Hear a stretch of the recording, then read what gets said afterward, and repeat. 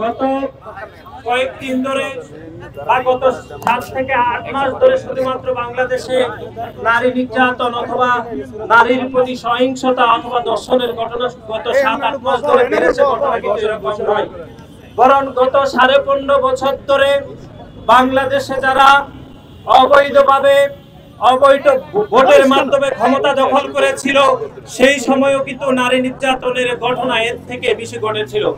কিন্তু তখন আমরা দেখেছি গণমাধ্যম তখন কিন্তু স্বাভাবিক সময়ে ছিল না, গণমাধ্যম সকল সংবাদ পরিবেশন করতে পারেনি বলে এখনকার চিত্র কিন্তু এদেশের মানুষ বেশি করে দেখছে।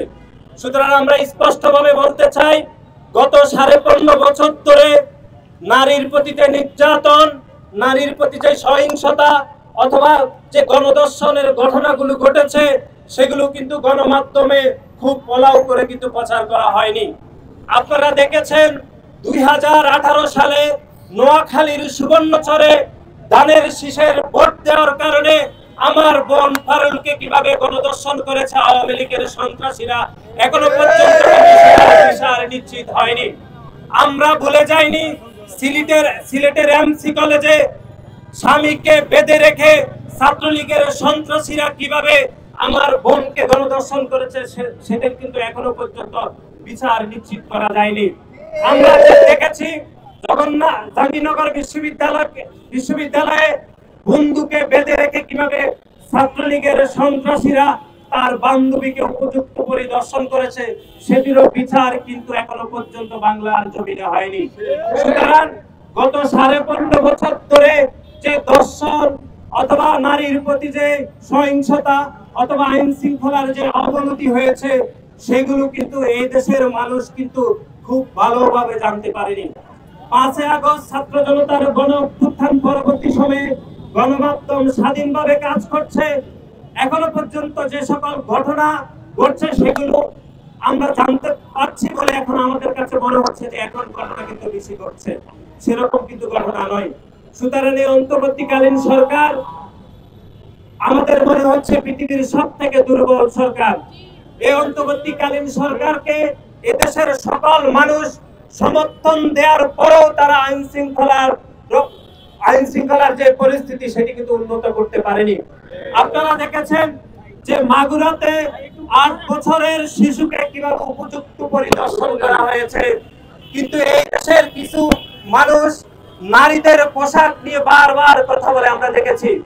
নারীদের পোশাকে যদি সমস্যা হতো তাহলে কিভাবে আমার 8 বছরের বোন গণধর্ষণের শিকার হয় সেটি বাংলাদেশ জাতীয়তাবাদী ছাত্র দল প্রশ্ন রাখতে চাই।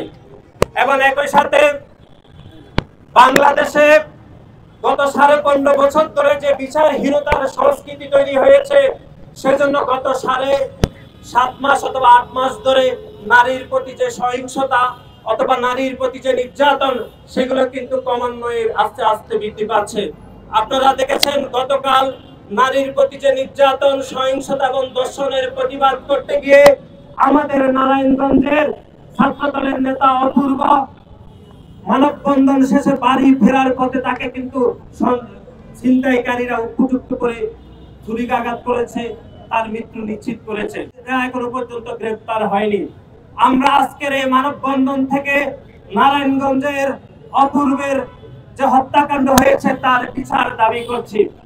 এবং একই সাথে আপনারা জানেন যে বাংলাদেশে 2020 সালে ধর্ষণের যে শাস্তি মৃত্যুদণ্ড কিন্তু তখন ঘোষণা করা হয়েছিল, কিন্তু বিচার নিশ্চিত না হওয়ার জন্য কিন্তু এখনো পর্যন্ত ধর্ষণের যে কার্যকলাপ চলছে।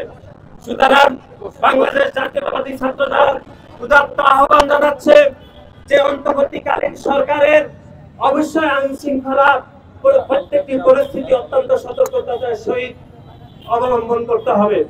এবং আপনারা দেখেছেন গত কয়েকদিন আগে নারীর প্রতি যে সহিংসতা হয়েছে, তার যে সহিংসতা করেছে তাকে কিন্তু পুলিশ গ্রেফতার করেছিল, কিন্তু আমরা দেখেছি ঢাকা বিশ্ববিদ্যালয়ের ছাত্র শিবিরের সভাপতি সেই দর্শক বা নারী নিপীড়নকারীকে তদবির করে কিন্তু থানা থেকে তাকে ছাড়িয়ে নিয়েছে।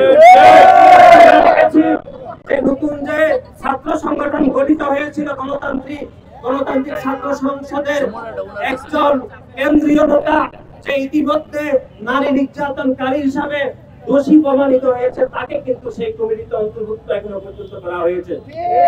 সার্বিকভাবে এই অন্তর্বর্তীকালীন সরকারের যে স্টেক হোল্ডার এবং দুই একজন সংগঠনের নেতারা যারা এখনো নারী নিপীড়নের পক্ষে তকদির করছে তাদের বিষয়ে কিন্তু অন্তর্বর্তীকালীন সরকারের অত্যন্ত সতর্ক ব্যবস্থা গ্রহণ করা উচিত বলে আমরা মনে করছি।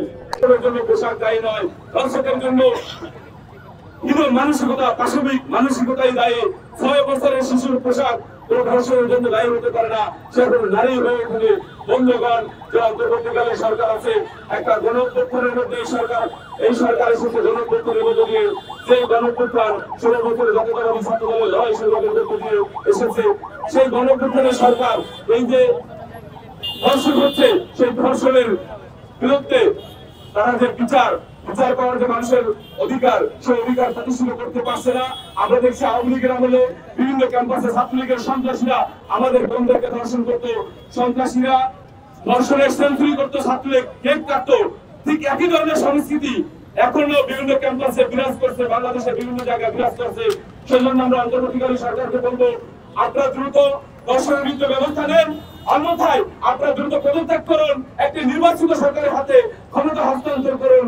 বাংলাদেশ জাতীয়তাবাদী দল অতীতে যেভাবে নারী বন্ধু সরকার পরিচালনা করেছে, ভবিষ্যতে বিএনপির ভারপ্রাপ্ত চেয়ারম্যান জনাব তারেক রহমানের নেতৃত্বে একটি নারী বান্ধব, একটি গণতান্ত্রিক, সাম্যমানবিক, মর্যাদা এবং সামাজিক ন্যায় বিচার বাংলাদেশ উপহার দেবে সেই প্রত্যাশায়